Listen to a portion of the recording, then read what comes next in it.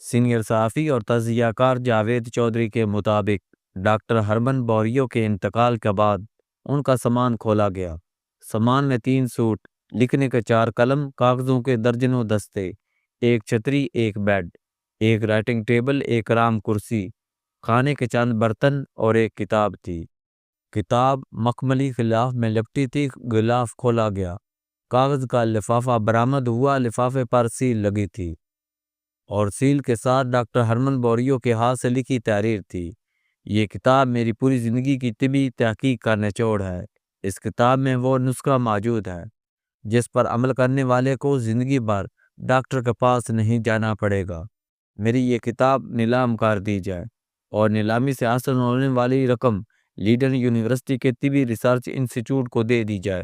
یہ کتاب نہیں، تہلکہ تھا، اور اس تہلکے نے پورے یورپ کو پریشان کر دیا۔ Highland, Germany, France, Italy, برطانیہ اور آسٹریا کے شاہی خاندانوں اور یورپ بھر کے امراء اور رساب میں کتاب خریدنے کے لیے دوڑ لگ گئی۔ یہ یورپ کی تاریخی نیلامی تھی، مگر ہم نیلامی کی طرف جانے سے قبل ڈاکٹر ہرمن بوریو کے بارے میں جاننے کی کوشش کرتے ہیں۔ ڈاکٹر ہرمن بوریو ہائی لینڈ کا رہنے والا تھا۔ وہ 1668 میں لیڈن شہر میں پیدا ہوا۔ وہ مبلغ بننا چاہتا تھا۔ اس نے 1699 میں لیڈن یونیورسٹی سے فلسفے کی ڈگری حاصل کی۔ وہ تبلیغ پر روانہ ہونے لگا تو معلوم ہوا عیسائی مشنری مشن پر جانے سے قبل طب کی تعلیم حاصل کرتے ہیں۔ یہ دوسرے شہروں اور ملکوں میں جا کر چرچ بناتے ہیں اور اس چرچ کے ساتھ سکول اور اسپتال کھولتے ہیں۔ مشنری علاج کے لیے آنے والے مریضوں اور سکول میں داخل ہونے والے بچوں پر خصوصی توجہ دیتے ہیں۔ یہ خصوصی توجہ عیسائیت کی تبلیغ کا سب سے بڑا ذریعہ ہے۔ ڈاکٹر ہرمن بوریو کی معلومات درست تھی۔ آپ آج پاکستان کے قدیم چرچز کا مشاہدہ کریں، آپ کو ان کے ساتھ اسپتال بھی ملیں گے اور سکول بھی۔ یہ اسپتال اور یہ چرچ انگریز دور میں عیسائی مشنریوں نے قائم کی۔ اسلام میں مدارس اور مکتب کا تصور انہی مشنری اداروں سے آیا۔ شام ظہور اسلام کے وقت عرب ملکوں میں عیسائی تہذیب کا مرکز تھا۔ مسلمانوں نے یہ ملک 634 میں حضرت عمر کے دور میں فتح کیا۔ شام میں مسلمانوں نے کلیساؤں کے نظام کا مطالعہ کیا۔ مسلمانوں کو معلوم ہوا کہ کلیساؤں کے پادری اور نانے طبیب اور استاد ہوتی ہیں۔ یہ لوگ چرچ میں مریضوں کا علاج بھی کرتے ہیں اور قرب و جوار کے بچوں کو جدید تعلیم بھی دیتے ہیں۔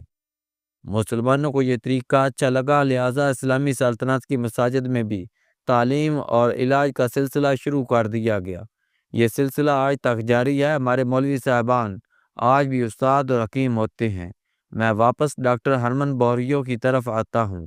ڈاکٹر نے اچھا مبلغ بننے سے قبل اچھا طبیب بننے کا فیصلہ کیا۔ اس نے ہارڈوک یونیورسٹی کے شعبہ طب میں داخلہ لے لیا۔ اس نے طب پڑھنی شروع کی تو زندگی کے بارے میں اس کا سارا فلسفہ تبدیل ہو گیا۔ اسے معلوم ہوا خدمت تبلیغ سے کہیں بڑی عبادت ہے اور علاج انسانیت کی سب سے بڑی خدمت ہے۔ ڈاکٹر ہرمن نے مبلغ بننے کی بجائے طبیب بننے کا فیصلہ کر لیا۔ اس نے 1693 میں طب کی ڈگری لی۔ وہ 1701 میں لیڈن یونیورسٹی کے انسٹیٹیوٹ آف میڈیسن میں لیکچرر بھرتی ہوا۔ 1709 میں نباتات اور ادویات کا پروفیسر بنا اور 1714 میں یونیورسٹی کا ریکٹر بن گیا۔ وہ اپنے دور کا مشہور ترین طبیب بھی تھا۔ وہ دنیا میں جدید طب کا بانی اور فادر آف فزیالوجی بھی تھا۔ وہ 23 ستمبر 1738 کو فوت ہوا تو اس کے سامان سے وہ مشہور زمانہ کتاب برآمد ہوئی جس میں اس کی عمر بھر کی طبی تحقیق کا نچوڑ تھا، اور یورپ کے تمام امراء اور رؤساء اور شاہی خاندان وہ تحقیق حاصل کرنا چاہتے تھے۔ کتاب کا نام تھا طبی تاریخ کا وید اور قیمتی راز۔ کتاب سر مہر تھی۔ نیلامی کا دن آ گیا، خریدار پہنچ گئے۔ نیلامی شروع ہوئی تو کتاب یورپ کے ایک بیمار رئیس نے اپنی 3/4 دولت کے عوض خرید لی۔ اس نے وہ کتاب $10,000 میں خریدی۔ یہ کتنی بڑی رقم تھی، آپ یہ جاننے کے لیے کیلنڈر کو 300 سال پیچھے لے جائیں۔ آپ کو 1738 کے $10,000 آج کے $10 کروڑ لگیں گے۔ یہ اس دور کی مہنگی ترین نیلامی تھی۔ رئیس نے کتاب خریدی۔ وہ کتاب لے کر اپنے محل میں گیا، لفافے کی مہر توڑی، کتاب نکالی، کتاب کھولی۔ کتاب کا پہلا صفحہ خالی تھا، دوسرا صفحہ کھولا گیا، وہ بھی خالی تھا، تیسرا صفحہ کھولا گیا، وہ بھی خالی تھا۔ رئیس پریشان ہو گیا۔ وہ تیزی سے صفحے کھولتا گیا اور پریشان ہوتا گیا کیونکہ کتاب کے سارے صفحے خالی تھے، یہاں تک کہ رئیس آخری صفحے تک پہنچ گیا۔ طبی تاریخ کا وید اور قیمتی راز کتاب کے آخری صفحے پر لکھا تھا۔ وہ راز ایک چھوٹا سا فقرہ تھا۔ ڈاکٹر ہرمن بوریو نے لکھا تھا، تم اپنے سر کو ٹھنڈا اور پیروں کو گرم رکھو، تمہیں پوری زندگی کسی طبیب کی ضرورت نہیں پڑے گی۔ خریدار نے راز پڑھ کر کہکا لگایا، کتاب سائیڈ پر رکھی اور آہستہ آواز میں بولا، ڈاکٹر تم واقعی گریٹ انسان تھے۔ ڈاکٹر ہرمن نے اس چھوٹے لیکن کارآمد راز تک پہنچنے کے لیے پوری زندگی خرچ کر دی، اور یہ فقرہ آج سے 300 سال قبل مہنگا ترین فقرہ تھا۔ ہم اگر اس فقرے کو پڑھیں تو یہ ہمیں عامانہ دکھائی دے گا اور ہم سوچیں گے ڈاکٹر ہرمن بوریو یورپ کے امیروں کو بے وقوف بنا گیا۔